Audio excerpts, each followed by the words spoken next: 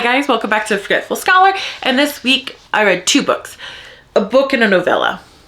Because this week was really busy, okay? Because Christmas is a lot, and on top of that you have normal day stuff to do, so it was a lot. And originally I was going to read a historical romance, like a revisit one during like a Christmas historical romance, but I really was not in the mood. I was kind of at that point Christmas out. You know, I do want to, because I've been revisiting the Mallory series from Johanna Lindsay and I want to continue, and the next one is a Christmas story. I will continue that eventually, but this week not so much. And I know the lighting's crazy. I'm working on it, don't worry about it. But this week is a cozy mystery amateur sleuth and an alien sci-fi contemporary romance. So this week, Hot and Sour Suspects, a Noodle Shop Mystery Book 8 by Vivien Chien. 3 stars. I know. This cozy mystery, that was a surprise to me too, because usually I absolutely I have been adoring the series, but this one just didn't hit for me. It was published 2022 and it's 306 pages. It's because when I finish the book, I kind of like look on what I didn't like, what I liked, and like where I would put that on my personal little star rating. Nothing outwardly was bad about this book. I thought the mystery was good. Lana is our girl Lana. She's still great. It's just, I don't know. The thing is, the mystery didn't completely capture me like it normally does. I didn't find myself caring, which was surprising because the mystery happens like first chapter, which I liked. Confrontation on the page, which I really like. Lana kind of learning from past mistakes of other books, which I really, really like. We love to see that. We love to see someone learn from their mistakes and do better next time, right? We love that on this channel. Because freak, my life is full of that. So, okay, let's start this off. Lana and Megan decide to do a speed dating thing in their noodle shop. Cute, bringing customers. Cute, her friend Rena. And if you forgot about her friend Rena, me too. She's the twin sister, I think, of book 4 or 5's murder victim. She owns a beauty shop in the Asian Plaza where the noodle shop is, and every time I read these books I want to go to Cleveland. I want to go to the Asian Center to see if that's what really is. I don't know. I kind of hope it is. I would love to, but probably not. Anyway, she decides to do a speeding date, like the speeding date. She decides to sign up, and Lana's like, really so out of character, right? But you know what? Let the girl live, whatever. I did like that Kimmy was in this book a little bit more than she normally is. And Kimmy, I just understand her far too well. Short, round, big mouth. And I'm like, oh girl, same, So Kimmy's in this, and I think she kind of had the best. She was definitely like the comic relief in this. She made me smile quite a bit in the story. Anyway, in the middle of the speed date, they're kind of surprised because Rena is cozying up to a guy that's not really her type, at least apparently knowing her for the last 6 months or something. 3 months, 6 months, they're like, that's totally not her type. I'm like, you don't know. Let the girl live. Another woman comes storming in, throws a glass of wine or something on Rena and chews the guy out. And I was like, can we stop? Like, girl on girl violence. Like, can we stop? Okay. Cause like Rena had nothing to do with that. She just met the guy. She didn't know anything of like past stuff, or if he's actually has a girlfriend and he's doing the speed date. Like, she's innocent. Throw the glass at the guy. Throw the wine glass at the guy. I mean, I'm not promoting violence, but I kind of am. But you know what I'm saying? Like, Rena didn't know, I think the girl that did it, her name was Brandy. I was like, oh, so there was a whole commotion, right? And then later that night, Adam, who we all adore, is Lana's boyfriend. He is a homicide detective in the Fairview or Fairfield area where they live. He gets called into a murder, and apparently Rena went home with the guy. She went to his house. Again, no judgment. I would say, like, they tried to be like, girl, are you sure? Because that was kind of red flags.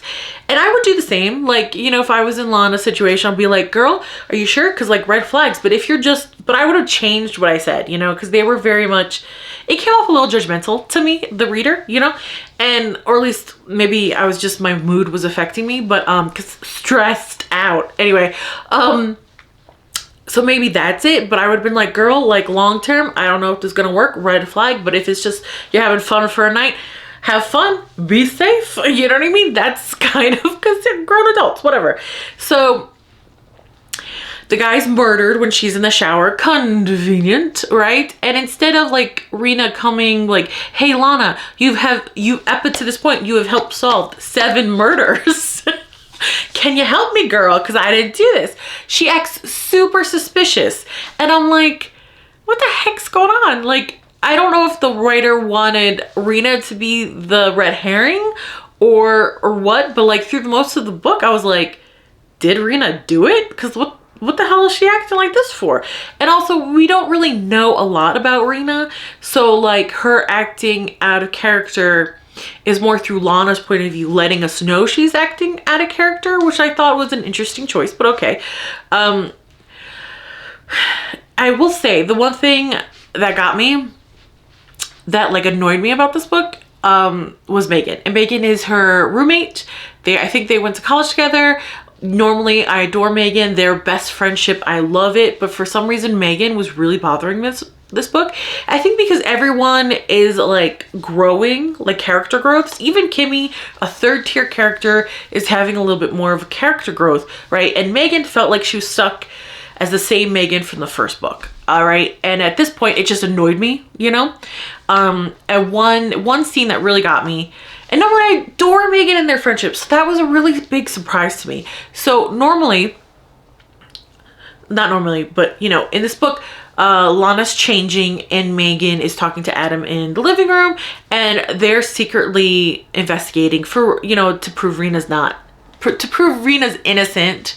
And Adam can't really be involved because he is the head of this investigation, you know, and he's looking to her to see if she's, you know, did it. Right? And he kind of knows they're looking into it, but he's like, just give me plausible deniability. I don't want to know anything, but if you happen to come across something that I haven't, please, you know, do find a way to let me know. Because like, Adam's a good guy and he's a good cop. He doesn't want to send an innocent person to prison, right?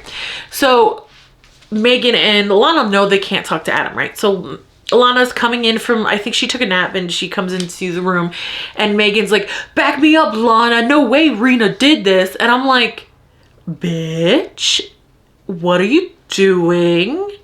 It is agreed upon we'd shut up about this. We do not inform the male detective about this. Like, what are you doing? I'm like, and Alana's like, because she's in a hard position because, you know, they're not really supposed to be looking into this. Her and Adam have like a fragile, but like, I wouldn't say fragile, like an understanding, because both of them have had character growth through their relationship. You know, Alana's not going to stop snooping. So they kind of compromise, which I thought was, you know, the adult thing to do. So I was just so surprised Megan just brought it up. And I was like, I feel like that was just a way to cause conflict, but then conflict didn't happen, right? And during this book, Lana's daydreaming like a lot. And I was like, Lana, are you good, boo? Like, are you okay? Because sure, she thinks about the cases and stuff, but this is like her zoning out multiple times in front of people, right? And I was like, girl, you good? And then and the thing is, like, I didn't care about the murder. I cared about the side plot of her older sister, Anna Mae. Apparently the guy she's seeing is married, right? And like, what the heck is going on? And like, I was like, oh, it definitely felt like a setup for book 9. And I was like, so kind of felt that this book was kind of like the mystery was, I guess, it didn't capture me, but like the mystery took a second seat to me to like the family drama. And it was another like example of like anime being villainized, but like not the dude. And like I get it because like older generation, and unfortunately I could totally see like my mother's generation doing something like that. And like unfortunately it's, and I'm like, why isn't anybody like, Henry, you know, because like he's the one that's married in this situation and he's doing this, you know. And anime's like, no, he told me they were getting a divorce. So automatically I'm like, okay, they were separated, they're getting a divorce, okay, whatever, you know. There was no cheating, but like Henry's shown in the like the newspaper with his wife, and his mother's like, you're breaking up their marriage, and the dad agreed with her. And I thought like maybe the dad of 2 daughters would be a little bit like, I'll punch his face in, raw, you know what I mean.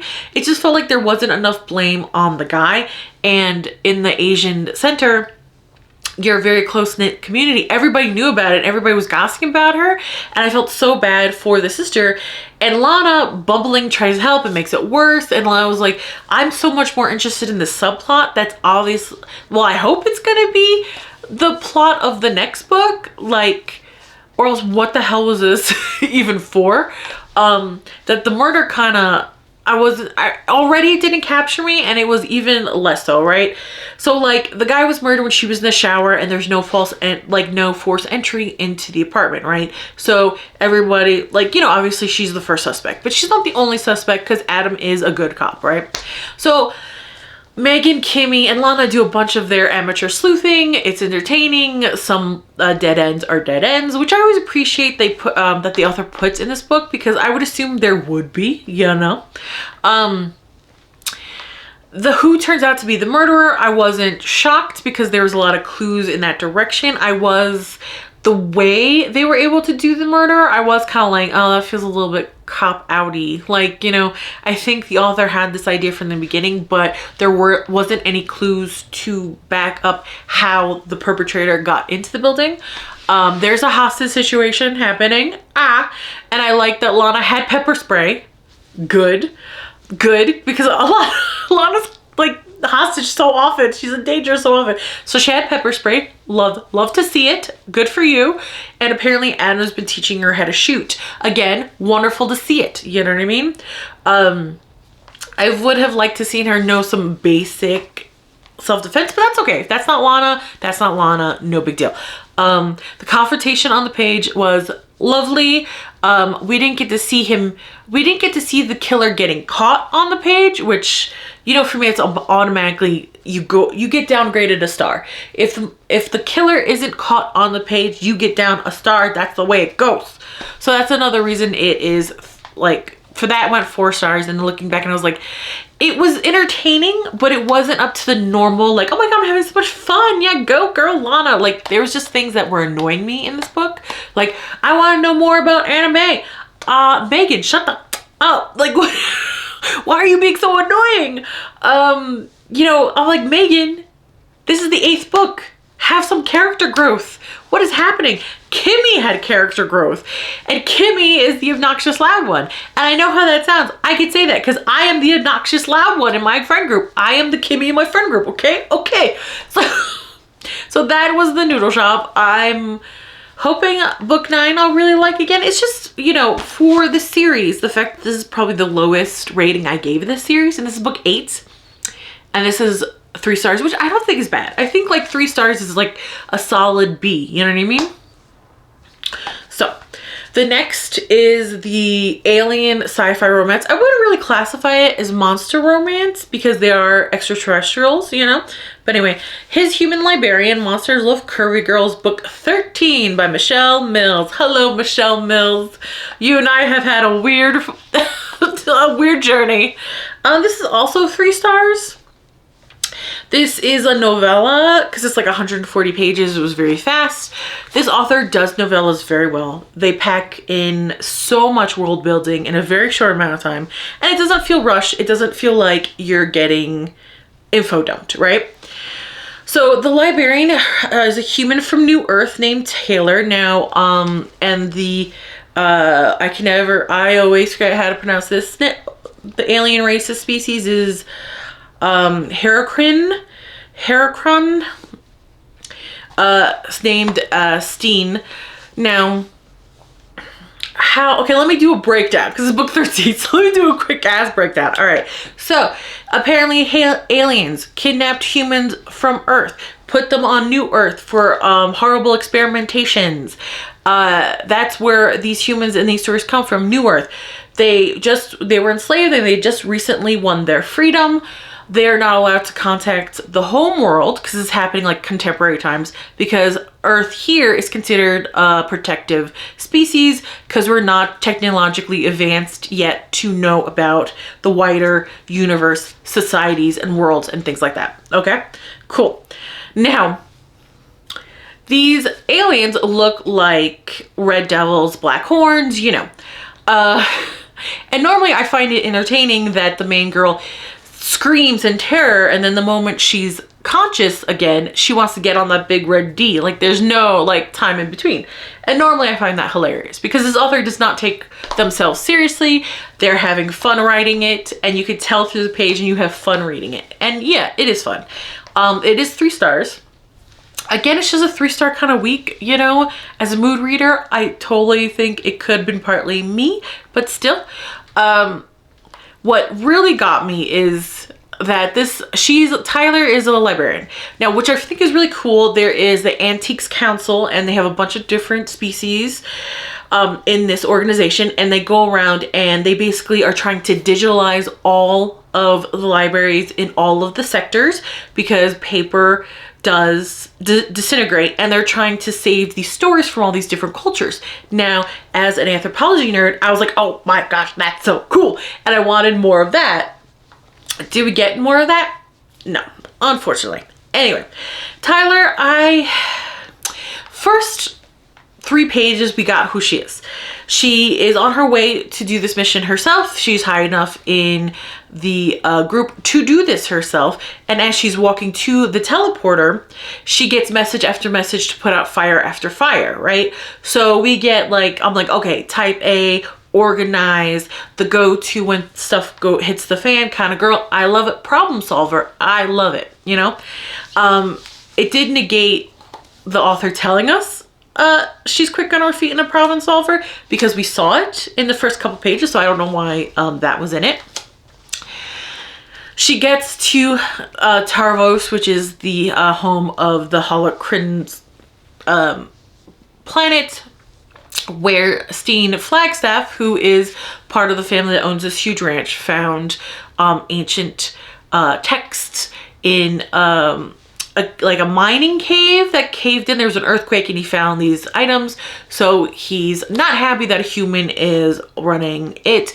He promised it to one of his best friends who's an archaeologist. So he's pretty pissed off. She shows up, sees them, faints. And I was like, girl, you have been to how many different planets and seen how many different species? Like, you gotta be kidding me, right? And the thing about this author, she's like, I know that was dumb. So Tyler spends the next like 5 pages berating herself worse than I could. So I'm like, okay, all right, fair enough. Okay, fair enough. But the thing is, like, the type A putting out problem solver doesn't come into like later in the book anymore. Like, Tyler kind of dissipates. Like, she's there, but it's like no personality, right? Which I was kind of disappointed in. And usually this author does not do. Sometimes her books are crazy. Like that time, the guy was living in the house with her when she didn't know about it for 6 months. And yes, I still remember that book from like 2 years ago because it lives in my head rent free because it was nuts. Anyway, so sometimes her stories get a little crazy, but the women have personality, and you don't forget about their personality, right? So I was kind of disappointed with that. That's why it's 3 stars, right? Because Taylor kind of evaporates. Her personality evaporates. He's angry she's there, yet he's attracted to her. She's scared of him, yet she's attracted to him. They drunkenly bond over his library in his house. Cool. They go to the site, and there's a cave-in. Dun dun dun. And Amnesia. I was like, oh yeah, okay, let's check off that trope. All right, she's going down a list. The author's going down a list. Gotta respect it, right?